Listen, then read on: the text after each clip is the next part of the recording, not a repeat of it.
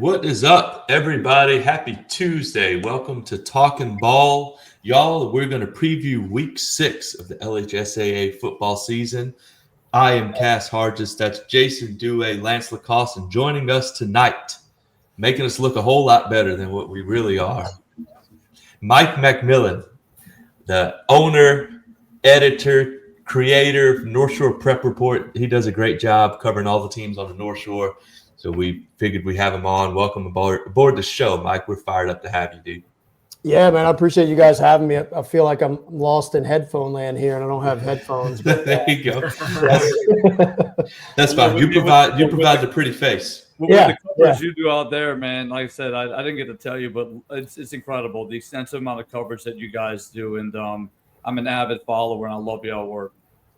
Thank you, Jason. I appreciate it. You know, when I moved up here to the North Shore about 15 years ago, and just following as a fan, right? It was kind of hard sometimes to find some information, and I just decided on a whim in the spring to kind of start this thing for baseball, and it's taken off. But honestly, I've gotten such good reception from coaches and stuff that they make it easy for me. You know, I get stats fed, and I get to, fortunately, I know a lot of the players, so I get to talk to them on a regular basis and form those relationships. It kind of fills that coaching itch for me a little bit, you know?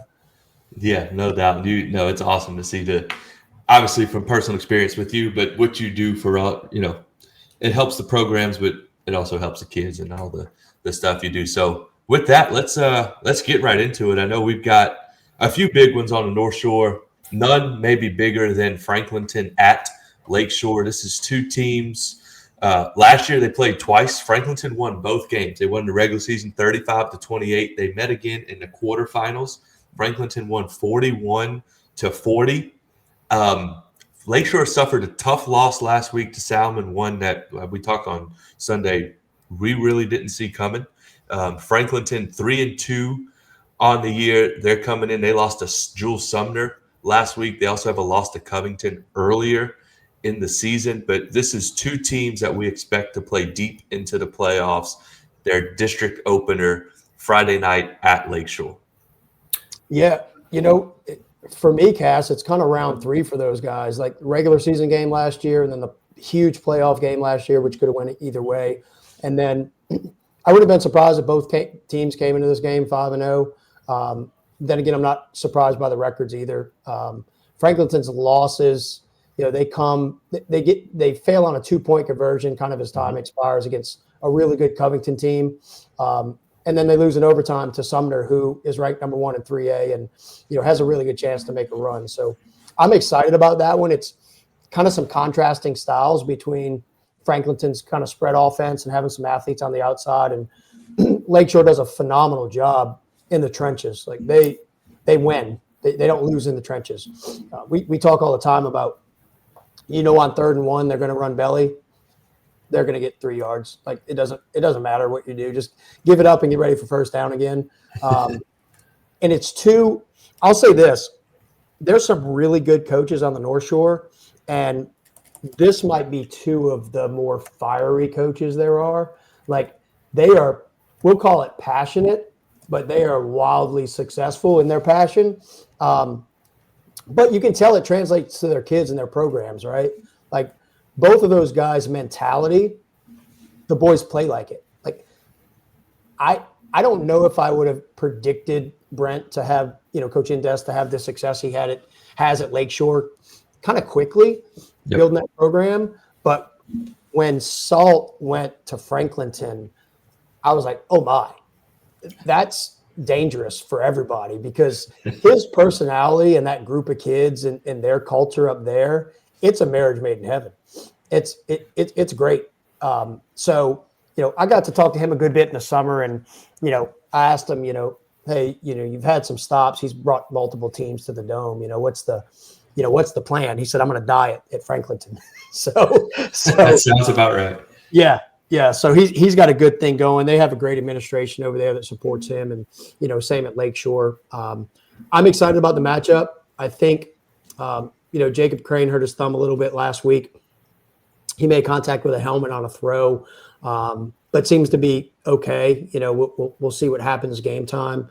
He's got some really good weapons on the outside. Obviously, DeMikey's McClain and Jaden Burkhalter are two of the best receivers around this area for the year. But maybe the state. They've gotten some success in the run game, which last year a lot of people don't remember, but they had a running back that was phenomenal. And it kind of made that offense go. So they've got a young man, Ricardo Burris, who's kind of taking over that. He's a little bit more shifty, but he can hit a home run ball. And then this past week, they got their tight end involved again. And now, he caught two touchdowns last week. So it's a really hard offense to defend. Even if Jacob's 70%, I'm taking him over most people anyway, because he's so smart. He really is a coach on the field. And then, to turn that over to Lakeshore, Brody Loudermilk, who was a running back that they kind of moved to quarterback, he's been sensational, running the ball, and he's able to throw it, when he needs to. He's bigger than I thought. He's quicker than I thought. He's stronger than I thought. Seeing him up close and personal. But, I think they're going to have some injuries and some guys out. But look, I think Coach Indes does such a good job. It's just next man up. Like, they run what they run. There's a reason that they'll have 4 or 5 guys leading the team in rushing week to week. They're just a great program. They play great, sound defense. It's a phenomenal matchup that we're really excited about. Yeah, when you look at this one too, it seems like they're both evenly matched on both sides of the ball, right? Franklinton comes in at 29 points a game on offense, 19 points defensively. Lakeshore only yielding 19 points defensively and giving and scoring 31 points as well. So I'm excited to see it. Burkhalter, I know, has been a really fun player to watch as a junior. The other receiver as well, Demetrius McClain. I've heard a lot about him. I haven't gotten to watch a full Franklinton game yet, but it's gonna be interesting to see. I know Lakeshore took a few bumps and bruises last week, so we'll see how much of an impact that has on this game. But especially as you mentioned, like round 3, I think this is gonna be a fascinating one to watch, and one that people all over the state are gonna be paying attention to, not just people out here. Yeah, it's a 4A battle, right? I mean, both those teams are ranked in 4A for good reason. They're both going to make runs in the playoffs, and if you can make it to Mandeville on Friday night, you'll get your money's worth. That's for sure.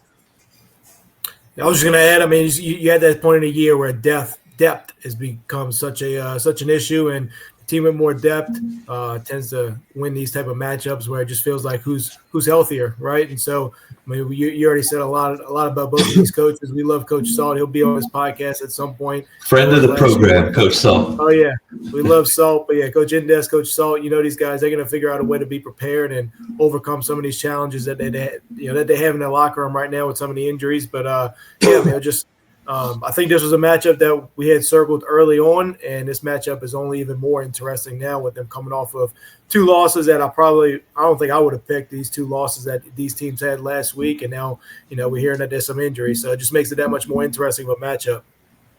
Yeah, it's almost like the losses make the game more important than if they're both coming in 5-0. Or at least more interesting, I guess. Yeah, I mean, it'd be really weird to see Franklinton at 3-3.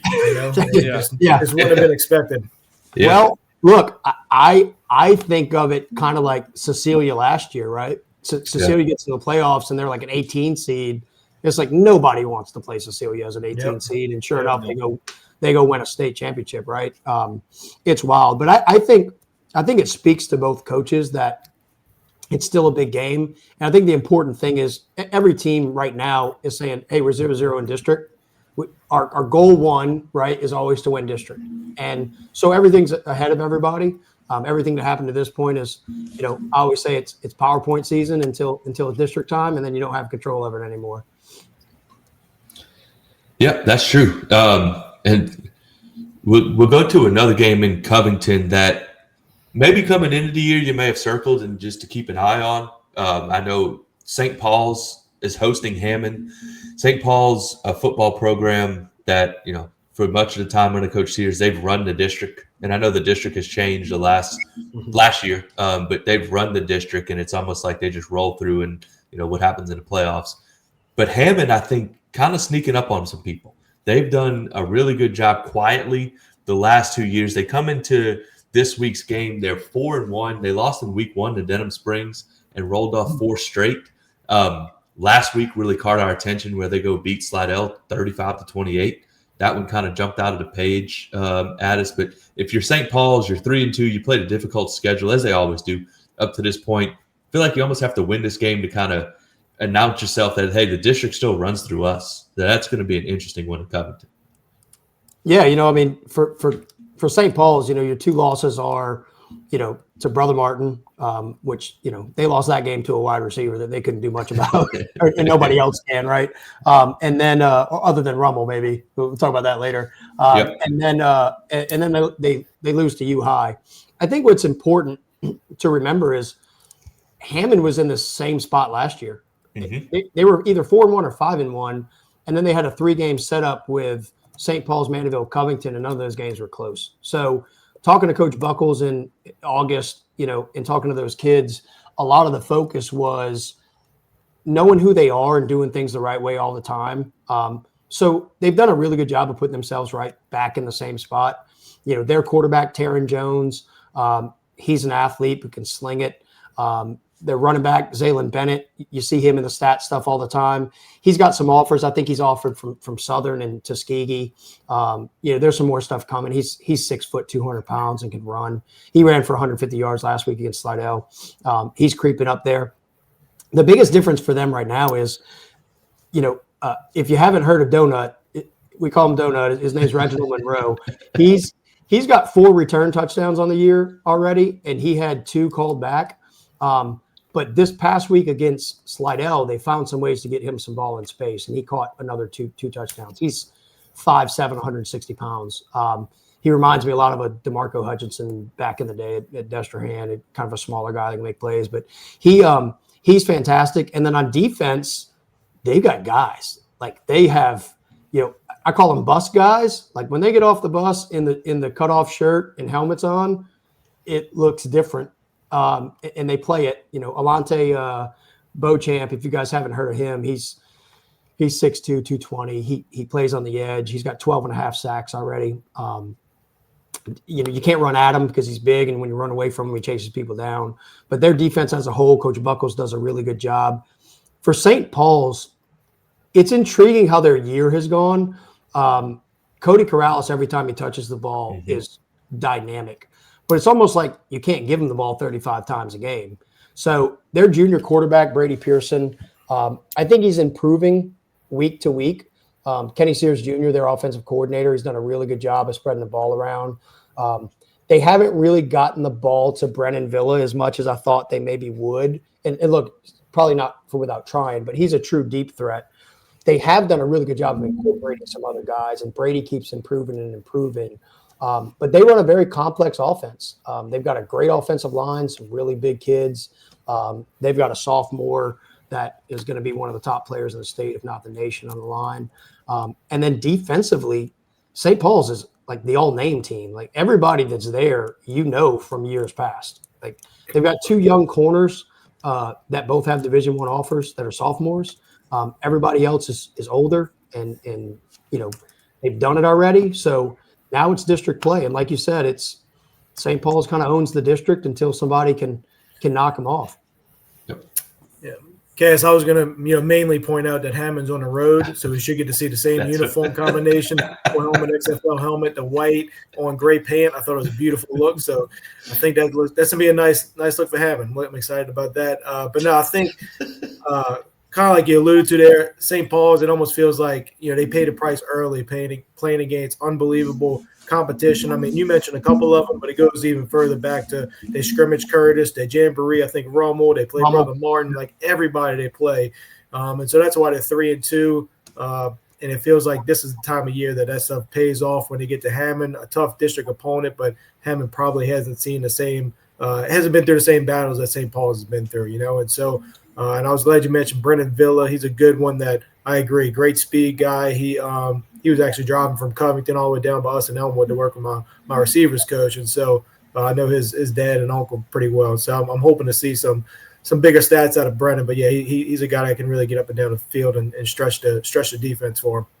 Yeah, He's a great story too. Didn't he tear it? It was an ACL or meniscus. Yeah. He was Yeah. younger, and I mean, Yeah. yeah, I know he's a heck of a ball player. I mean, that whole St. Paul's team is big, physical. Dylan Post, of course, you were alluding to him earlier, is a guy who plays all over the field, all-state caliber player, really impressive. And Beauchamp is a guy for Hammond, who you mentioned, who I've been high on him since the summer. I kind of dug into this film and was really impressed with just how physical he can be. And the Donut's the guy that you guys kind of put me on to, man. I started turning on his tape, and just an excellent return, man.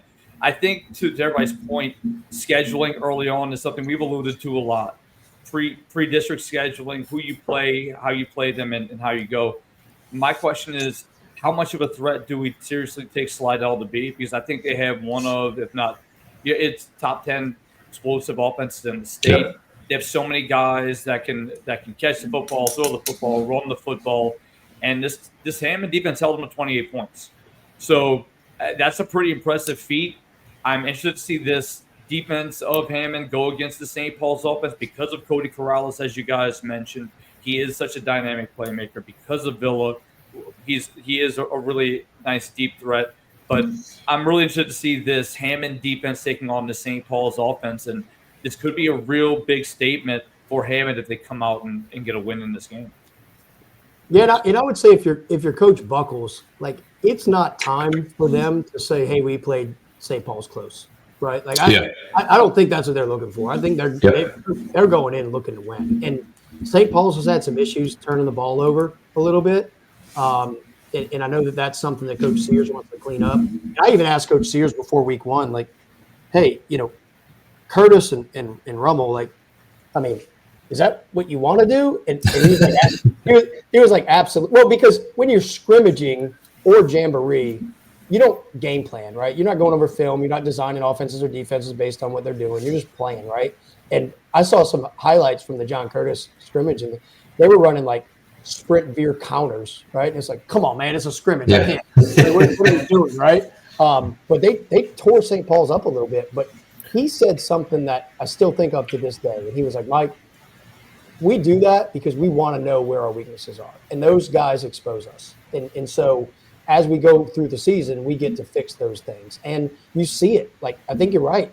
Like Lance said, it's not just the first 5 games from scrimmage week, right? And in years past, it might have been a week of a break, right, with Hammond, but that's not the case anymore. And we'll see what happens, but I'm excited about it. It's a big one for both teams for sure. Yeah, and to your point too, Mike, going back to last year, Hammond's schedule set up the exact same way as it did last year. They lost to Denham in week 1, won 4 in a row, played St. Paul's and lost 45-13, and then the wheels kind of fell off. After that. So it'll be very interesting to see if they can kind of get that fixed. And that's a program at Hammond. They've always had talent. It's a proud program. The people in that city are very proud, and that community are proud to be a tour. So it's good to see them, what Coach Buckles has done with the program, and this would kind of be the signature win, maybe of his time, if they could find a way to get it done this week. Also in Covington, Mandeville goes to Covington. Mandeville comes in at 3-2. Covington is 4-1. These two teams played last year. Obviously, Mandeville won 35-33. Mandeville kind of had an up and down year. They lose their quarterback for a while in week 1. Crew Kalora comes in as a freshman. He's been their starting quarterback ever since. He got his first start against Madison Prep, game in which they were competitive but lost. But they've alternated wins and losses throughout. Covington seemed to be rolling, and then kind of maybe almost inexplicably loses to Northshore, something that, I think maybe the upset of the year, at least up to this point on the Northshore. But I think Covington, this was kind of their year. They were kind of pointed to this year as this was going to be the year that they take that next step. Mandeville seems to kind of have solidified some stuff. Crew Kalora's gotten better each time out. So interesting to see how, I know that this atmosphere is going to be really good in Covington. These two teams always play really tight, close games. So it'll be a fun one out in Covington Friday night. Yeah, and that's, we talk about coaches and talking to Coach Tucker at Chalmette, he said, because I asked, like, hey, you're on the North Shore now, right? You realize that, right? Chalmette's not in Chalmette anymore. It's on the North Shore because you're in the Chalmette will always be Chalmette. You're in the Chalmette North will Shore always be district, right? Chalmette. We are not look, on. Yeah, we are definitely on the North Shore. Look, I'm going to talk about Chalmette tonight. I can promise you that because I'm infatuated with those kids. But he said something that resonates, and he's like, Mike, I'll be honest with you, head to toe, coach to coach, I don't know that there's better, right? Just men in programs. And I'll say this, Coach Salter and Coach Jones, they're two of the best coaches around. Like they run really good programs. They're very organized. They're very structured. You know what you're going to get. They do what they do. They have high expectations. They live up to them most of the time. I think it's a fascinating matchup. I think on paper, people would look and say, hey, Covington's going to win this game. I haven't talked to Coach Salter this week, but if I had to guess, he's probably a little frustrated offensively with who they are, right? They've gone week to week, and it's either, Fussell has a huge game in the air or a huge game on the ground. I'll say this, Fontainebleau is a pretty good football team. They're much improved. They're doing a much better job over there. That was a nothing game at halftime. So Covington wins that game 28-7 last week. And then to touch on Northshore ran against Covington. Remember the name Ramon Williams. I'm not sure. He's a senior. He's running the ball all over everybody right now. He ran for another 170 last week against Mandeville. He ran for 170 against Covington. And to go back, they had Franklinton on the ropes they had Lakeshore on the ropes in week 2. And Coach Sanders over at North Shore, he admitted he kind of freaked out a little bit and panicked that they should have given Ramon the ball more in the second half. He only had 4 carries. But since then, they're going to be in every game. That's a good football team, and they play well on defense. I think what Mandeville has done last week is encouraging because Crew Calura didn't run the ball as much last week. They have a couple sophomore running backs, Estep and Jack Lejeune, who ran the ball really well to help Jax O'Quinn. I think they're best when they have multiple guys running the ball. Jax O'Quinn can't run the ball 25 times a game like Nate Shepard, right? So they're finding other ways. But to watch Crew Calura as a freshman, sit in the pocket, make some reads and some of the throws he made, I've known him for a long time, kind of saw it coming. But I didn't think he would play this early. And then I didn't think he could be as good as he is. I mean, he's playing 5A football, right? Yeah. And, the golden rule in 5A is if every sophomore I put on the field, I can count it as a loss in the season. Mm-hmm. So I don't know what the rule is as a freshman quarterback in 5A, but it doesn't matter, right? So they're going to take their lumps, but Jake Giacchetti on the outside at receivers really well. Mandeville's always pretty sound on defense, but they've given up a lot of yards this year, and it's a little bit unusual for them. I've been a little bit surprised that the Henry kid hasn't seen the ball a little bit more on the offensive side to give him some more explosion on the outside, but kind of the same as Covington. Covington's defense, if you see their stats, they're 3 linebackers. I don't know that there's a better 3 linebacker combination around. Now, Chalmette has 2 that are really good. One's heading to South Alabama, and the other one is sensational. But they've got, I think, 6 interceptions on the year. 3 of them are by defensive linemen. They've played really good ball. Some of those big guys. I have to give Max Guy a shout out. He always likes when I give him a shout out. But he's got he leads the team with 2 interceptions this year as a defensive lineman. That's awesome. Is big for him. So I think the matchup is probably the most intriguing game this week because I really don't I'm high on Covington. Like you guys see, they're number 1 in my rankings. All but last week, they've been number 1 the entire season. I just don't know who they are yet. Are they a team that's going to lean on Jacob Pompa and run the ball really well and do some RPO stuff? They've got to get the ball into Juwan Brock's hands. He's a Texas State commit. He had 4 catches, touchdown last week. He's a big play waiting to happen. But they've got 2 or 3 other guys that can play.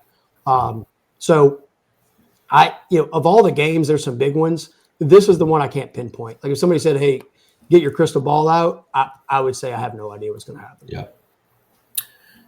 This feels like a game that Covington has to win. Like, you're at home.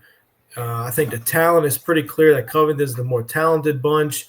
But with that said, like you just mentioned, it's like we don't really know what this Covington team is yet. I remember watching them around week 2 and thinking, man, this is a really good football team.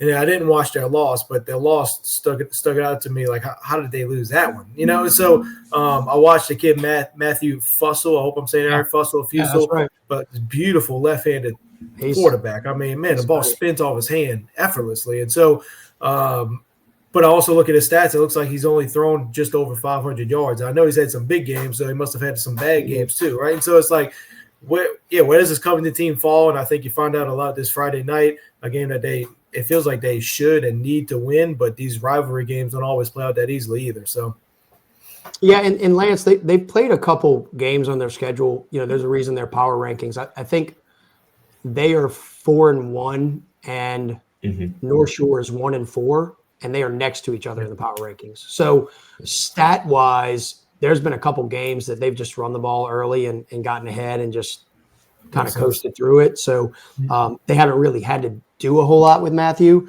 I'll say this. I have to give him props. I coached him when he was 7 years old in baseball, and he was the best first baseman as a 7-year-old I've ever seen in my life.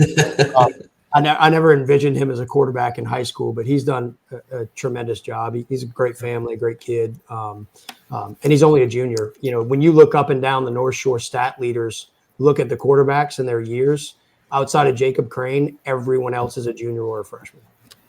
Well, yeah, and what I really do like about this Covington team is the defensive line. Right, you had mentioned a few of the guys, but Tremarcus Scott, I got to watch some of his tape. Nichols guy, he's vicious. You know, outside linebacker type, but really an impressive guy. Max guy, like you mentioned, and Ardron Jackson, Peyton Taylor, like the list goes on and on. They've got guys all over the field on defense. I think that's what makes this team so scary. So when you're talking about a freshman quarterback playing, that's a really big defensive front to kind of take on. And how is he going to respond with pressure in his face? You don't know. He's a freshman. So I think that's going to be really interesting. I mean, but to Kalorov's credit, his first game is on the road against Madison Prep as a starter. So he's taken on some teams, but I'm really intrigued on how this offensive line of Vanderbilt kind of holds up against this defensive front of Covington. Yeah, Jason, I would say that would be my fear if I'm Mandeville. You know, Mandeville doesn't have a huge offensive line. Covington will bring pressure. They have a linebacker, Derek Dunbar. He's a junior. He's in every bit of a mold that you've seen some great Covington linebackers, the Otha Peters and those guys. Like he's sensational. And Tremarcus Scott is right up there with him as a senior. Their secondary is really good. I think it's probably the most talented team on the North Shore, top to bottom. But like I said, it's an identity thing, right? It doesn't matter. You have to figure out who you are and then do what you do really well. And their schedule hasn't helped a lot, like I said, right? Kind of figuring out who they are. But they've got a great coaching staff. They've got a great group of kids. They play special teams well, which goes a long way. They can return kicks, and they've got a really good kicker as well. So they've got kind of the recipe to be there. But now it's district time, and you kind of throw all that other stuff out the window, right? Yeah, especially when these two get together. So that's definitely going to be a fun one. Any other games on the North Shore, Mike? Before we start hitting some games around the state, but any other games around your neck of the woods that you want to point out? There's a couple that I'm interested in. You know, I've got to give Chalmette their props. They haven't. We're about that. We like that. We like that. I won't say they haven't played well, but I think they're capable of so much more. Like their defense is, they're so good. They have a kid at defensive end, Tim Taylor. You're not going to hear about him, but he's double teamed every play. Like he's 6'5". He's a guy. Obviously, Tyree Darrensburg, he's one of the best linebackers in the state. He's committed to South Alabama. They've got another linebacker, Hernandez, who does not look anything like Tyree Darrensburg. He's really good. He's really well. He's so fundamentally sound that he fills gaps so well. He reads guards pulling. He's just always in the right spot. And he's pretty physical, but their secondary is loaded. Like they're really good. I think their biggest issue so far is they lost a running back last year who was a senior that kind of carried the load. They haven't really replaced him. They've had literally five or six guys running it. Breeze Wilson is their quarterback. He's a great athlete, but he can't be their leading rusher week to week, right? And that's kind of been a little bit of the case. They've got a phenomenal receiver in Dana Antoine. I think he's sensational. So we'll see. I mean, Chalmette was a little bit in this space last year, right? Yep. And they lost a game to Ponchatoula, which might have been one of the ugliest losses I've seen. And that's not a knock on them. Like, it was a weird game, right? A really weird game. And now here we are. It's, Ponchatoula 1-4, at Chalmette. Chalmette owes them a little bit, right? So, but they've got to clean up some things. Like, they have to play more fundamentally sound and, get rid of some penalties and some pre-snap stuff and some post-snap stuff. And if they do that, they'll be doing the same thing they did last year. It'll be second, third round of the playoffs, and everybody will be going, "Oh, what do you mean Chalmette's still in it?" It's like, well, go watch them play, right? Like they've got guys. Two other games that I'm really interested in, maybe three, but Fontainebleau at Slidell. Let's see how Slidell recovers. I think they're really talented. Jason, I think you mentioned their quarterbacks, receivers, running back. They lead the area in everything. They're really good on the offensive line. Like they block and scheme really, really well. The key for them is, can they get stops and can they eliminate the big chunk plays? That's kind of what hurt them, right? They threw a pick six last week against Hammond that I think Ricky was trying to throw the ball out of bounds, and guy picks it off, runs it back, and that was a big play in the game. But they're at the goal line at the end of the game to go tie it up. So kudos to them. Northshore at Salmon. Same thing, like, hey, let's figure out who the Salmon team is. Coach Tudor's got a squad over there, man. Like, their running back, Jimmy Chansey, he's great. They've got a young quarterback. I say young, it's his first year starting. He's a junior, but Dejon Howard, very efficient game against Lakeshore, 12 of 15, 200 yards. They've got some guys on the outside. The biggest thing for them last week is they forced some turnovers, and their secondary played really well, which I'm really proud of those guys. They've improved a little bit each week. Their two losses are at Mandeville, close game at the end, with Ben Hendricks, who ran for over 200 yards in that game, and they lost at East Ascension. They wild. If you want to go to sleep to something, like, go turn on East Ascension. That game late at night, that's what I do. Last night I was telling the coach today. Last night I watched Laranja and St. Helena. That'll put you to sleep. I talked to Coach Powell about that one. Yeah, that will put you to sleep. Ooh, yeah. I haven't heard from him. I texted him today, and I haven't heard back. He's not happy. I mean, they won that game, but they could have done some things. And then the other one I would say this week is Pearl River at Hannon. Like, I'm really proud of Coach Soper and the improvement they made as a program as a whole. They could easily be 4-1. They've lost a couple close games, but they're playing a good brand of football. Like, they know who they are. Their defense has played really well. And Pearl River and Coach Leonard, like, they're going to punch you in the mouth, dude. So it's two different styles of teams, but Hannon's proved that they're a different program now. They've got numbers up, and they're doing a lot better. They've got some guys on defense that can play with anybody. And Pearl River's a power team, so they're going to smash mouth run you, and then they've got a quarterback that can get around the corner or throw it up top. So fantastic matchup. And then I'll say this, in District 9 2A, Northlake's got Kenner Discovery this week. Pope John Paul has St. Thomas Aquinas. No predictions there. I'm not going to say anything about those two. But I think that matches up a huge game next week with Northlake Christian at Pope John Paul and Slidell. And look, lastly on the North Shore, I have to give a huge shout out to East St. Tammany in the Slidell area. Like, there's some really good football over there right now. Yeah, it's kind of like it's been dormant for a little bit, and those guys kind of all at the same time start to kind of ratchet it up a little bit. I don't know if the splitting the district helped.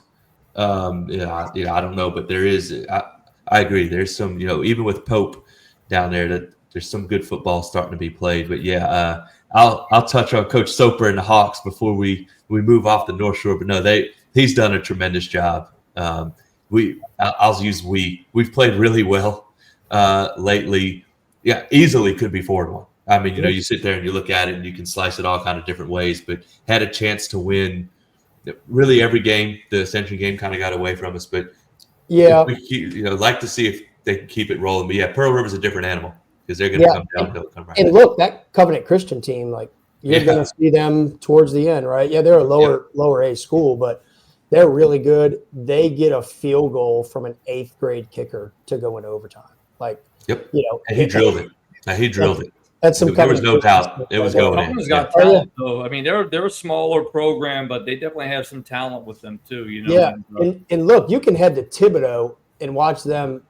At Nickel State, play a pretty good brand of football. And that was a team last year that beat Hannon pretty good. Hannon had some turnovers in that game, but they beat him pretty good last year. So you see that improvement. And like I said, it's hard at a school like Hannon. They're in 4A, and I think it's one of the best districts in the state. For sure. No, it's definitely tough, and the brand of football that's played in that district as well. The physicality is definitely top notch. Well, man, this was awesome. We are, dude. If you want to stay for the next 30 minutes, you're more than welcome. You want to? Man, look, I'm a high school football junkie, so you don't have to ask me twice. He's in it. All right, we're in. We're in. Well, let's do it. Let's do it. We're gonna go. Let's go out to Lafayette. Lafayette Renaissance at LCA. LCA is a team, I think we've mentioned their name and talked about them every single show we've done, both for their schedule and the way they've played that schedule. They're 4-1. Lafayette Renaissance is 4-0. These two met last year. LCA won 34-19. A little history with these two. The schools are literally right across the street from each other. The LCA staff previously, Coach Hunter Landry, Coach Trev Falk, literally just moved across the street. They're coaching at Lafayette Renaissance. This game is going to be, if nothing else, entertaining. LCA had the one anomaly against Shaw. Outside of that, they've been maybe the most impressive team in the state. So we'll see what happens on Friday in Lafayette. I think look, Cass, I'll say this: like it's going to be hard for LCA to throw 5 interceptions again, like that. Yeah, it was 6. You talk about six. So you talk about anomalies, like that's Jamie Howard of the '90s, crazy. Right? So that's wild. And the Trev Falk thing, there was a lot that went into that, and I'm sure a lot of untold stories there. But that's a fantastic matchup. And kudos to LCA. I mean, they played everybody. Right? Everybody. Yeah, I mean, I was just going to say we talked about LCA every week for a reason, because every week they played a great team, and it was like another great matchup every single time. It was interesting because they're playing a bigger school. And so, I mean, that just leads me to believe that LCA is way more battle-tested for this game, similar to the way we talked about St. Paul's just earlier. But, Lafayette Renaissance, they also have a great quarterback, led the district in passing, Kenan Brown, a junior. So they also have a great quarterback too. So, with that said, it is important that Braylon Walker and these guys don't catch the turnover bug again. I think also when you look at a guy like Ballard in the backfield, Caden Ballard, running back for LCA, he's really been tilting the rock really well, sophomore, really impressive. On the other side of the ball, man, you mentioned really good quarterback at Lafayette Renaissance, but also you got Ja'Cory Duhon, who's been really impressive playmaker, over 800 yards on the season. Zion Batiste is a guy who I believe transferred in this offseason, super athletic guy on the opposite side of the football for Lafayette Renaissance. They only give up 8 points a game, and we're about to test really early on in this game against LCA if that number is going to hold. I think they're going to give up more than 8 points just because of the amount of talent, but I'm just interested to see, when you have a team that has played the gauntlet of schedule that LCA has, I would put it up similar to a Hammond. We talk about Hammond St. Paul's. I kind of put it in that same vein of a team that's kind of played everybody and a team that's played some challenging games, but not nearly the schedule. And I will say a key thing to keep in mind, LCA has a ton of injuries in the secondary. They lost Sky Ryan for the year, who's a really impressive younger player, cornerback. They lost 2 guys out for the year. One guy was out over the past week against Central. I'm not sure if he's back, but that's going to be interesting because that is the strength of Renaissance as well. So fascinating matchup. I'm really interested to see how this one turns out. Yeah, there's definitely going to be some fireworks over there. Yeah, Jason, we talked about, Lance brought up injuries. Injuries at smaller schools are way bigger, right? Yeah. Like there's not too deep everywhere, and some of those guys are going two ways. So sometimes when you lose a player, you lose three. You lose offense, defense, especially somewhere. Yep, no doubt. That's a good point. Elsewhere in the state, we'll stay in the western half of the state. Two teams that we haven't spoken of, honestly, until this point, but two teams that were in the semifinals last year. We have Iowa at Leesville. Before we dig into the game, best mascot in the state, Leesville Wampus Cats. Are we there? It's up there. We had that discussion last week. Yeah, Lance, just for you. Look, I'm wearing my baby blue. It's very light baby blue. Oh, now we're back on. You look like giving up a lot of points today. I'm soft today, I guess. Soft podcaster. Soft show. Every time I think of Leesville, I think of these big running backs that are just awesome, right? Their quarterback last week went off. Yeah, he threw 407 yards. He set the record. He set the school record. Yeah. Now look, I don't know what the school record was at Leesville because they've got running backs that set state records, right? So, but that's impressive. I mean, a record at this point in 2025, that's a lot of history, right? Yeah, no doubt. Well, you're right. Leesville produces running backs like nobody's business. I think this game, just looking at the numbers, Leesville's defense gives up 37 points a game. If Iowa scores 37 points, I don't know if Leesville can win. I mean, it's just Leesville's 1-4. Iowa's undefeated, playing really, really well. They got a Houston commit, Jeremiah Bushnell at receiver. Like, this Iowa offense is pretty explosive. I think that's going to be the story of the game. Well, Javian Adams might be one of the best running backs in the state. Yep. He's 5'7", 165, a smaller guy, but really shifty, really fun to watch. He's going to be the key on Iowa's offense. And the other side of the ball, you're talking about Braun, but I mean, he's got to throw to somebody. Michael Davis has been their guy. He's been their deep play threat. So watching those two connect, one of the most dangerous quarterback wide receiver duos in the entire state. But I'm interested to see how this one goes down because, when you get down to district, it's going to be a little bit different. Leesville lost a really tough one to Benton a few weeks back, but Benton plays is in that 1-5A district, guys, our favorite. All that offense. And look, they got Malachi Ziegler on that team, one of the best, probably the number 3 quarterback in the state if you're going by official rankings. Yeah. He's incredible. Yeah, he's incredible. And, they led a massive comeback against Leesville in the second half. So how do they respond after that type of game? That's going to be the real question.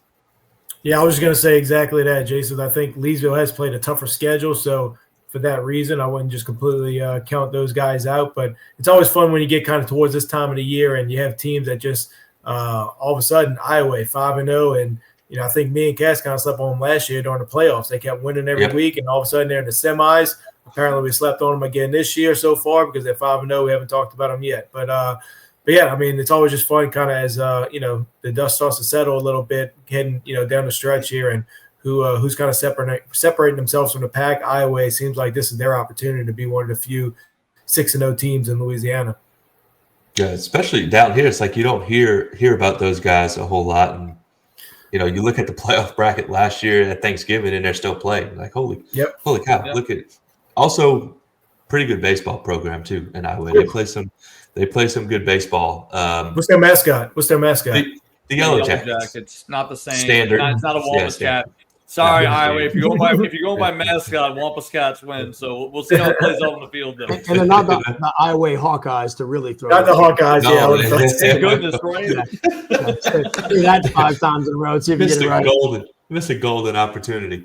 Speaking of mascots, Jason, the Comets of St. Charles Catholic, your alma mater, they go to Terrebonne, a battle of two 4-1 This teams. is one of my favorites. Yeah. No, this game here is Terrebonne coming off of their first loss last week to Destrehan. St. Charles returning a lot of guys from last year's team that struggled. These two played last year, and it was one of the bright spots for St. Charles. The week after Terrebonne beats Destrehan last year, St. Charles, who struggled most of the year, goes and beats them. Well, they played them at home. Beats Terrebonne 25-19. The rematch this year at Thibodaux. This Terrebonne running game, like we talked last week, against this Coach Wayne Stein defense. Really, really good matchup down in Terrebonne. Here's the big key to this game. When you go back and look at St. James last week, the problem that St. Charles faced is they had to go 3-man front. because there were so many athletes on St. James. They had to sacrifice a 3-man front, spread out, cover those receivers. And we're going to talk about them in a bit, but Kanye Zenon and Jakias, Villanova really are incredible athletes. They were forced to go cover those guys. So really when the comeback came in was when they were able to have 3 down linemen. They said, we're just going to run right at you. We're going to take what we can get. I don't know if Terrebonne is going to have that same opportunity or advantage. Quincy Adams has been their guy. Their offensive line has been their strength. They've got 3 Division I commits. St. Charles is going to load the box, and they're going to challenge them and say, look, if you want to beat us, you're going to have to pass the football. And that's what this game is going to come down to. Marix and Monica have done a great job in the box. St. Charles has an older secondary with experience, and that's going to be the matchup. It can Terrebonne. St. Charles is going to try to take away what you do best, and they're going to run the football. So I'll be really fascinated to see how this game plays out. But don't just look at what Terrebonne has done and assume they're going to score a bunch of points. We know the St. Charles defense plays tough no matter who they play. I think it comes down to Terrebonne playing just a clean football game. Last week, they turned it over 5 times versus Destrehan, lose by 14.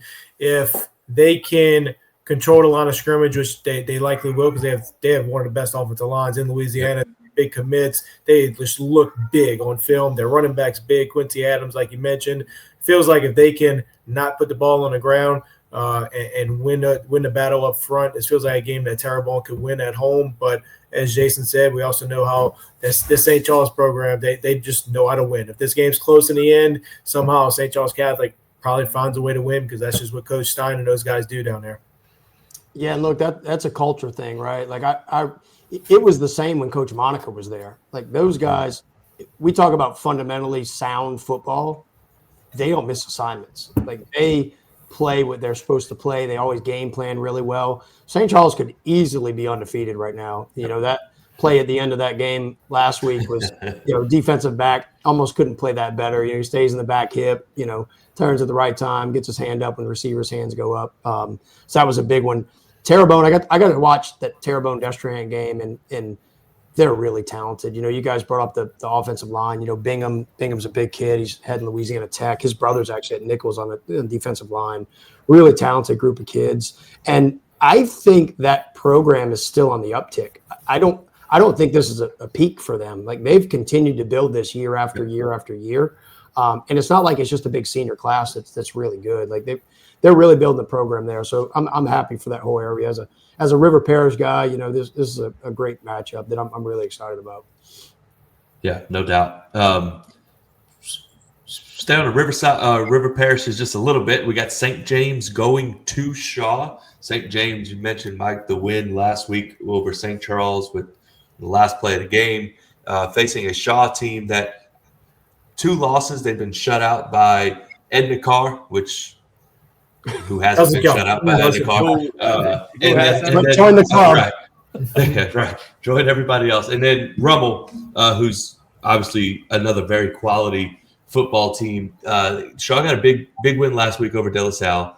It seems like Shaw, they also beat LCA. They're kind of to start to get their feet under them, kind of get back into it. Those guys are going to be coached up with Coach Hank, and obviously our guy, Coach Giglio, coaching that defense. He's going to have his hands full this week with the St. James offense. Shaw won the game last year, 35-14. They meet again this week on the West Bank. I like Shaw here at home because we've seen what they did to a similar offense just a couple weeks ago. I'm very confident in Coach Giglio's ability to shut down these, spread it out, high-flying offenses. They find ways to create turnovers. I think this could be a similar outcome to maybe not 7 turnovers, but a similar outcome to what we saw with Shaw and LCA. And again, like you mentioned, these guys have seen the best. So St. James, I know they're very talented, but man, Shaw has seen the best with their previous schedule. Yeah, I know. Look, Shaw, they've kind of meshed, right? They've kind of find themselves at the right place at the right time. Defense, Ethan Lentz at linebacker. He had 2 picks against LCA in that game. Their team is kind of finding themselves. But again, I'm not counting out the Wildcats. I got to watch them live. Defensively, Nolan Zenon, who was a district MVP, All-State player, all over the field. DeMonte Lamar, not a guy you're hearing a lot about, but 6'4", plays really big. They have some talent, and there's no doubt when you're talking St. James, the athletes on the perimeter are unreal. And I know, as you mentioned, they faced it in LCA, but LCA also had turned the ball over. Was it 7 total times and 6 interceptions? Yeah. 7 Yeah. total, 6 interceptions. I'm not saying – I just don't see this St. James offense doing that. I know you have, again, Jackson at quarterback, who's really talented. You got Zenon at receiver, Kanye Zenon, who was all over the field. Ja'Kai Villanova. I'm not saying definitively St. James is going to go on the road and win, but I think this is going to be a heck of a ball game. And St. James is going to find out, just how good they are in this matchup against Shaw on the road, which is going to be a huge game for them. Yeah, we talked a little bit about, Lance brought up St. Paul's and that schedule, that early schedule. At one point, I think it was week 3 or week 4, I'm thinking, Hank, what are you doing, man? Who is like, are you out of your mind? Like, it was wild, right? And they had St. Augustine Jamboree too. Oh, yeah. That's career suicide if you're anybody else. Hank's a legend for a reason. He knows what he's doing, and you can see those guys start to play better and better and better every week, and it's happening. But these are two really battle-tested teams. St. James coming off, a Terrebonne game, a St. Charles game. They've played some people, so this is two heavyweights going at it that are experienced. They've got really, really good coaches and really good schemes and players. Every time I hear a Xenon at St. James, I go, here we go again. There's another great one, Yeah, they definitely turn out some talented skill guys down there at St. James. But that'll be and Shaw. I think this is year 3 or 4. Their stadium on campus, they've kind of made it a pretty good home atmosphere. So that'll be a fun night down on the West Bank of New Orleans. All the way up in Monroe, we've got Alexandria going to West Monroe. Talk about a heavyweight matchup. These two in last year's meeting, Ash won 45-35. Ash is undefeated. Look, this is a really good football team. But outside of them playing Destrehan, schedule's kind of been light up to this point. Mm-hmm. West Monroe kind of the opposite. They've got a loss to North DeSoto. They've beaten Catholic. This program has kind of solidified some consistency, at least through the first 5 weeks of the season under Coach Dizer. This is the game where West Monroe can win, and you can say, okay, West Monroe's back. They're hosting Ash. Ash makes their run to the Superdome last year. The program under Coach Bachman's been really good. This feels like an opportunity, even though West Monroe's done a lot up to this point, but to kind of say, hey, this district still runs through us. Yeah, I mean, it feels like one thing we certainly know about Ash is that they want to play a high-scoring football game. Yeah. They want to score 40-plus points, right? And I look at West Monroe. They have a big bruising running back, Christian Ponte, 5'10", 220, ULM offered. He looks like a Tommy Banks light. Go ahead. He looks like a Tommy Banks light. He's like, I think he's a power lifter as well. He's a big strong kid. Yeah. And so I feel like that he's their opportunity of West Monroe to control the game a little bit, right? Like if you can keep this game in the 20s, you got to think that's the type of game that West Monroe wants to play. And so I'm intrigued to see just how many carries like Christian Ponte gets, and if he's the way that Coach Dizer really controls this game, and you would have to think that's their easiest path to victory. I mean, look, but you also got Kedrian McNeil, who I watched some tape on, man. He's lightning quick. He makes full speed cuts, beautiful jump cut. Had a kickoff return back for a touchdown a few weeks ago. Also, their receivers are really solid. I mean, Giat does a good job getting these guys the ball. You got Trez Davis, who I'd argue is my favorite argument, guys. He's in that top 5, top 10 conversation of best receivers in the state. Tulane commit, really impressive guy. You also got Jordan Coleman, guy who transferred in from North Carolina, really looked impressive. Their defense a bit underrated, though, guys. Smoltz Lilly, Maddox Cobb, Brody Thurman, some guys I watched some tape on. Really impressive, but so is Ash's defense, man. A guy, Bryson Phoenix, transferred out from Pineville this past season, has really been making headway, looked impressive. Jaden Bayonne has really been a big guy. So we talk about all these offenses, but, man, I really like the defense in this matchup too. I don't know which way it's going to go. I just really expect a solid 48 minutes of football. Mm-hmm. Yeah, look, I'll say this. I think no matter what happens in this game, West Monroe's back, right? I think they've proven to be a really talented team. What I've been really impressed, I got to watch the entire Ash Destrehan game.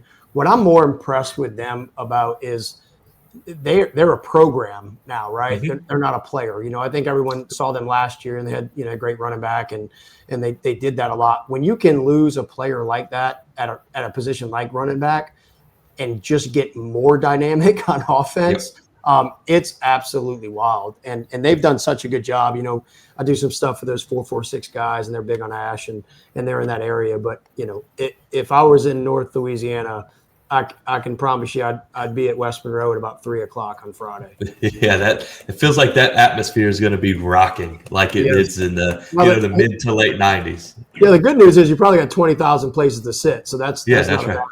Plenty of places to sit and plenty of people to sit in those seats. And look, if you can't get in, just stay on the outside and watch that jumbotron. You can catch a whole game on that too. That place is unbelievable. Also up in the northern part of the state, also in District 2-5A, Ouachita Parish travels to Ruston. Ruston making an appearance playing a team in the state for the first time since week 1. Welcome back to Louisiana, Ruston. But man, we know what Ruston is and what they're capable of. They dropped a game to Stephenville last week in Texas, that was a tough opponent. After that stretch they played, you can almost kind of excuse that. But this Ouachita team, the stats are eye-popping. Like it is unbelievable. They're outscoring their opponents 210-67. They haven't turned the ball over this year. Their quarterback, Montrell Connor, has completed 35 passes and has 15 touchdown passes. That's crazy. He's also rushed for 7 touchdowns. I think that my favorite one, though, was there's 10 receivers with a catch. None of their receivers have more than 9 catches, and 6 of them have at least a touchdown. So that might be one of the craziest stat lines. It's crazy. I had to look at it like 3 different times. I was like, there's no way this is right. But it is. And if you go and you look at what they've done, week 1 they played Captain Shreve. Captain Shreve haven't scored less than 40 points except against Ouachita. Ouachita held them 19. And Captain Shreve plays in. They have one of the best running back wide receiver combos in the entire state. This Ouachita Parish team, man, this is talk about a chance to make a statement. Go to Ruston and win, and that's a statement made. You pretty much summed up everything I was going to say right there. I mean, it looks like this Ouachita team, they play great defense, and they're extremely efficient on offense. They don't turn it over, and they score touchdowns in not a lot of snaps apparently. And so it's pretty crazy. I don't know. I'm confused on how we just haven't even seen anything from them this year. They popped up out of nowhere at 5-0, and I mean Ruston. It's hard to really. Obviously, we know Ruston's good, but it's hard to know how good they are because they haven't played anybody from Louisiana. So how can we really can't compare them to anything? How good they are? So it's hard to tell. To be fair, Ouachita Parish was on the slate for recaps. We just didn't get to them. They beat a really good Franklin Parish team. Somebody put it on the lineup. I'm just gonna say, Jason's a big Franklin Parish guy. Too. Yeah, big Franklin Parish. Look, Franklin Parish has a ton of athletes. Jason, they got a couple guys there. There's no doubt about that. Look, man, they're in that conversation with North DeSoto. I think that they're a really good football team. Ouachita Parish. I watched a lot of the game against Sterlington. Not their cleanest game. 2 pick sixes in that one to kind of cap it off, including one with 1 second left on the clock to kind of put the nail on the head. I really think this Ouachita Parish team, a lot of people say they have the talent, but can they put it together? And this is going to be their biggest test, right? Going up against Ahmad Hudson, Dalen Powell in that backfield. I really am fascinated to see how this team matches up against Ruston. Ahmad Hudson is 6'7", 235. Wide receiver that's going to play tight end. Apparently, that's by the way, he plays. By the way, he's the number basketball guy. Number one, yeah, but say number 1 tight end in the country, and he's a top 150 basketball player in the country. He has offers to Bama and Auburn to play both sports. Well, look, if you want him for football, you better offer him in basketball. You're not going to get him, right? It's kind of trade as green all over again. If you want him, you better offer both, and they can do it, right? The days of Ronald Curry doing it both ways, you don't see that much anymore. It's kind of difficult, but he's he's different. Like he's in fact, I wouldn't be surprised if he gained 40 pounds and ended up playing, a little bit Dylan Gordon from Curtis a few years back, right? Big tight end that can kind of add some weight and move the tackle and be a first-round draft pick. Yeah, he's impressive. That's going to be a. You're right, Lance. I don't know how we just missed Washita Paris, and they've beaten Franklin Paris last week. They beat Sterlington. Obviously, they did what they did to Captain Shreve. So, and this is a team in Washita Paris. Last year, they went 6-5. They lost to Destrehan in the second round of the playoffs. So that district they play in it's so tough. They get a postseason win last year. So interesting to see if they can go over to Ruston and kind of welcome Ruston back to the state with a with a win. We'll jump around the state here for a few other ones. I'll start staying in the north part of the state in Jason's favorite district, 1-5A, Airline and Parkway. I don't know how many points are going to be scored in this one, but I think it's going to be more than 100, right? We got to go more than 100. Easily. Over under is 100. All of them. I mean, Airline's averaging 49 a game. Parkway's averaging 57.2 points per game. If you play in District 1-5A, you've got to be able to score points. I don't know if you have to play defense, but you got to be able to score. These two teams do it. And look, I think we talked a lot about some of these other teams, but Parkway kind of fallen below our radar just because of the other games on the slate. Caleb Boyd's done incredible at quarterback, but like I've said it before, they got three guys that can play quarterback. They got a freshman as well who's really been looking good. Mark Copenhaver, who's a linebacker, does an exceptional job. Also a really good return man for them. That's on top of their 6'4" receiver, Garrett Brunny, who's a junior. And then you got Antonio Gladney, who's getting some looks as well. They have talent all over the field. They probably got 4 or 5 guys that are really deep play threats. And you know about Airline. So I'm really fascinated to see this one play out. Yeah, I don't know how Airline does it. Like every year, it's just Yeah. another quarterback, another set of receivers, and just slinging it all over the place. Yeah, it's insane. How about Thibodeau at Hahnville? And speaking of teams flying under the radar, Hahnville comes in at 4-1. Thibodeau's undefeated at 5-0, 2-0 in district. This Hahnville defense, 7.8 points per game given up. Their schedule hasn't been the toughest, but they've blown people out all year long. Coming in against Hahnville, again, Hahnville kind of, ran that district for a while, kind of fell off here the last couple of years, but this is a big matchup for Hahnville to get back into the district race and for Thibodeau to kind of separate themselves. Yeah, I thought Hahnville had an impressive win early in the year. They blew out E.D. White after E.D. White went 28-7. That's right. Yep. And then Hahnville had a big win over them. And so I think this – and then they had the one weird loss. I mean, I don't know. It'd be interesting to see if there was any injuries or they lost terrible and pretty bad, I think, right? 52-38. So, I was a little surprised by that. Yeah, I was a little surprised by that one because that was right after they only gave up 7 to E.D. White. And so it didn't really match up. So, I mean, I think if anything, we just continue to learn more about this Hahnville team. That Hahnville Destrehan game it's always great when that's a good game. So I'm hoping to see this Hahnville team, stay on track and contend with Destrehan down the line. I'll say this as a Destrehan guy. It's funny how you hate Hahnville your entire high school career, and then you get out and you're all family, and now we just root for each other, right? But that's us and Chalmette down here. Yeah, that's exactly us. That's right. I hated Chalmette. But I'll say this. I think Hahnville, kind of like Franklinton, and Coach Salt was there, right, is a sleeping giant. I just think the number of kids, the type of kids, if you get the right coach in that spot, they're sensational. And look, I've had my fair share of battles against Thibodeau as well. It's two really talented teams, and I'll say it till I'm dead and buried. But River Parish football is different, right? And this is a great matchup. There's going to be a big crowd at Hahnville, and that place deserves this game. To have a stage that's set like this, and regardless of how Hahnville does in this game or Thibodeau, I think it's pretty neat to have both these programs kind of getting back. Thibodeau's gone through some coaches, right? Mm-hmm. Like, I don't know if it's 4 and 3 years, 3 and 4 years, That something like sounds that. right. Yeah, But it's been a turnstile.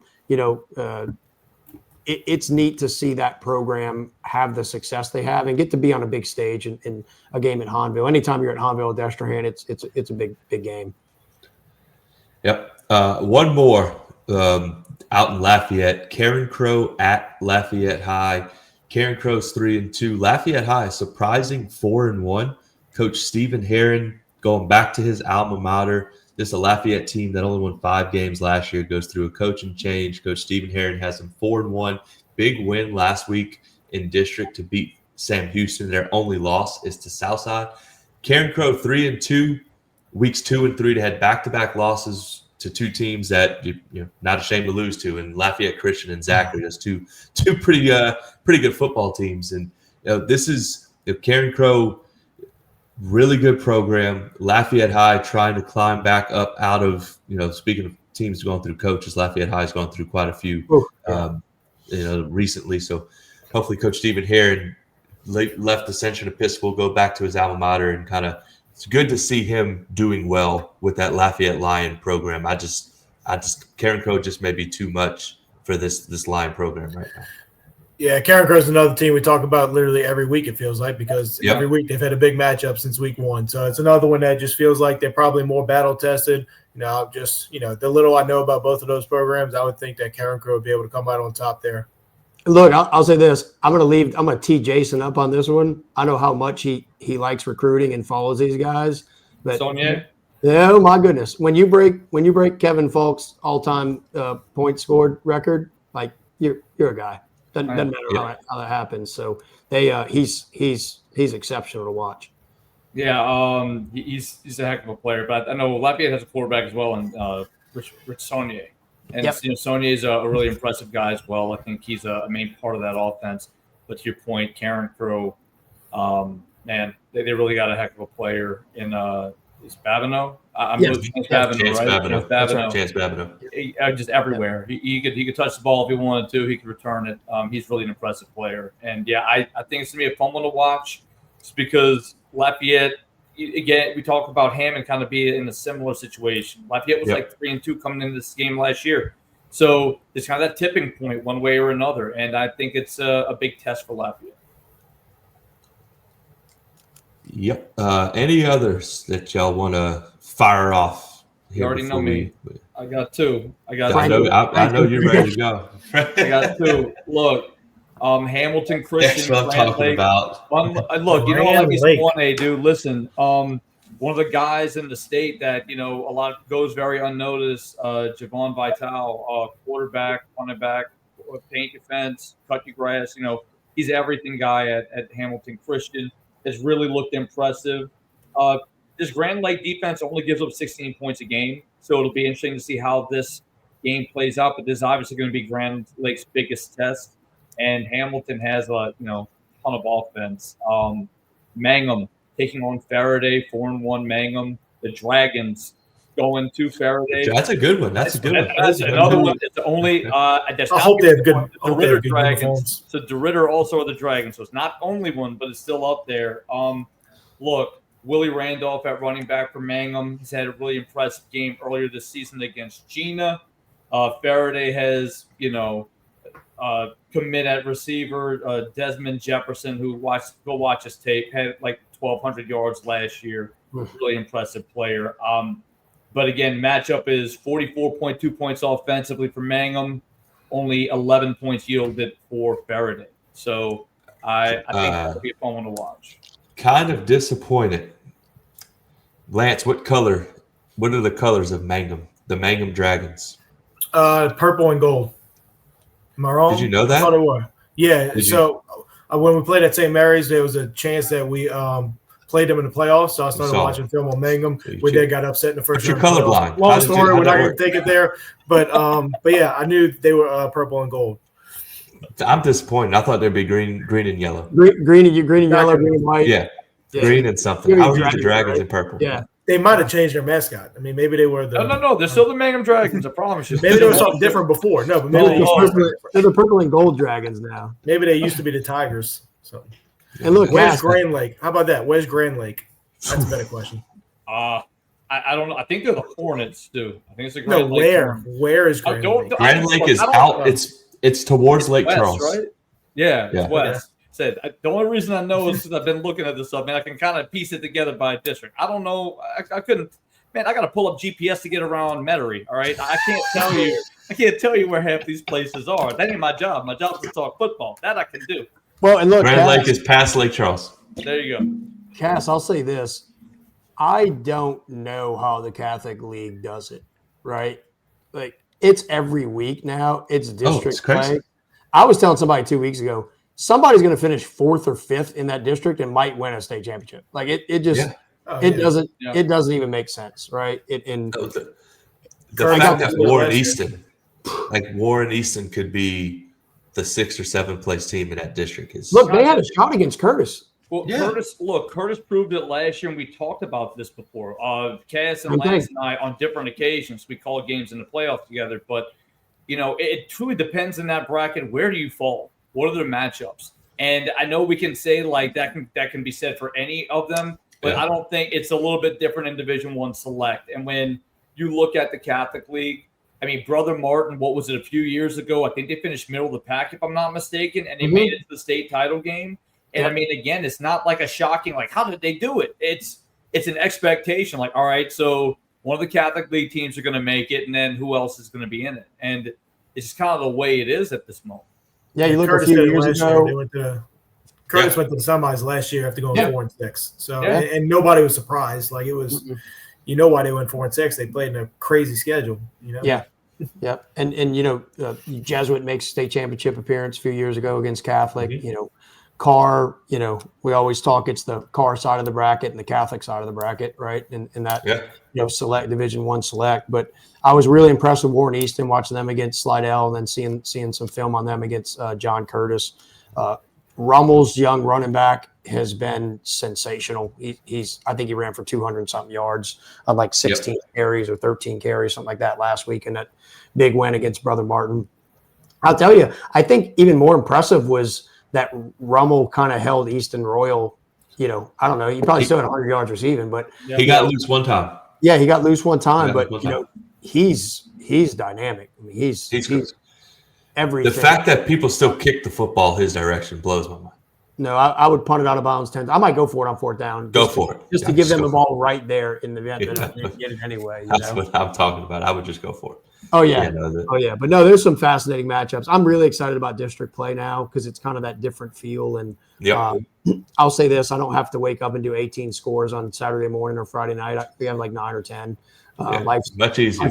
Life's a little easier for me, but at the same time, for me, I've gained a lot of friendships through this with the coaches. So I kind of hate that part because it's 500 ball from here on out for me. Somebody wins and somebody loses. Right? That's right. So someone's got to win and someone has got to lose, but it definitely does. And we talked about this, I think maybe in the first show we did this season with the PowerPoints and how the playoffs play out. It kind of minimizes what districts mean, and districts are kind of there to fill the schedule essentially. But it still matters. Like, it still does matter. Don't tell anybody at Rummel that winning the Catholic League doesn't matter. Like, that's I'll tell you what's crazy is you find yourself cheering for your district teams out of district. Yeah. Because you need those guys to go get valuable wins, right? Mm-hmm. So, if you're in, District 7-5A, you're cheering for your 7-5A opponents later in the season to go have big games. That was never the case. Like, you hoped everybody was 0-8 when you played them, Yeah. And now it's like, man, I need you to go get me a win here. So you got to win some games. You get something, And then coaches have such a challenge now that didn't exist before, right? The scheduling piece it's wild. It's the wild, wild west. People are canceling right before the season, adding somebody else, adding people from out of state. It's crazy. Well, look at Ruston having a schedule 4 games. Was it 3? It was 3. If you felt like more, it was 4? 4. Okay. Well, I mean, 4 straight games out of state. Yeah, I mean, I know Coach Mock. I talked to him about. He said all the time, he's. I told him this week. He's like, Jason's schedule was terrible. I had to go to Mississippian schedule teams. I had to go to Florida schedule teams because teams wouldn't want to play him. I mean, to be fair, like I understand it. St. Charles was 2A a lot of the time. Sometimes on a big year 3A. If you're a 5A school, what do you have to gain from going down and playing St. Charles? So it's demoralizing if your team, or you feel like it's demoralizing if your team loses because that's a lower classification team. But regardless of the level, if you're a team that is a name brand program, it's hard to find games in the state sometimes. And that's why you see teams like North DeSoto scheduling a game from Texas every year, and they have the battle of the I think it's up north in Shreveport. It's like the battle of the border, I think they call it. Yep. Yeah, that big series they've got, which I don't know. It's just crazy how we're kind of seeing that in state, like teams not able to schedule each other. Yeah, it does. It makes it interesting. That's for sure. Well, Mike, man, we gained some followers on Twitter. This is the most people I think we've had that watch the show. You might just have to be like, it's all you, dude. It's all you. We appreciate it. Nah, man. This was fun. I appreciate it. I appreciate what you guys do covering the entire state. But my goal will always be to prioritize the North Shore, but I hope as this thing grows that we can kind of provide similar coverage around the state. I think it'd be really neat to see somebody put together rushing leaders from around the state, right? Passing leaders around the state, records that you can look at. I just think the kids deserve it, the coaches deserve it, the communities deserve it. So I think we're well on our way there. It takes guys like you guys to care about the entire state, right? Like we're all Southeast Louisiana guys, and we truly love the state of Louisiana's high school football, and it's you can ask the NFL, second to none. Yeah, no, it is. It was awesome, and this was a whole lot of fun doing this here tonight with you. So those of you that are watching, man, we appreciate it. We enjoy doing this. We hope you enjoy following along with us to preview Week 6. Go out and follow Northshore Prep Report. You can find them all over Twitter. They do an awesome job, like Mike said, of covering the players and coaches and teams on the North Shore. For us, follow us on Twitter. No doubt. I agree. Regardless of the area, some of the best in the state. I agree. I love y'all work, man. Y'all do an awesome job. No, awesome stuff. Go follow our Talking Ball y'all YouTube. Go follow and subscribe there. You can follow us on X. You can find us on VSN, both live and on demand as well. Hey, look, I have to say this, Cass.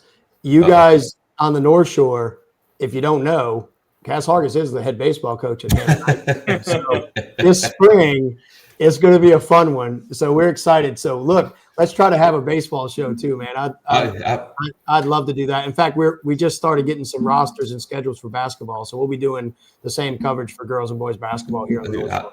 I'm in on it, dude. Whatever you need from me, I'm here to help. I'm glad you are doing what you're doing, and personally, I am fired up about the spring. I can't wait. It's going to be a whole lot of fun. A whole lot of fun. So y'all go out. Y'all have a great week. We will see y'all again on Sunday to recap. God, it's already Week 6. To recap Week 6 of Louisiana high school football. For Lance, Jason, and Mike, I am Cash. Y'all have a good night. See y'all Sunday.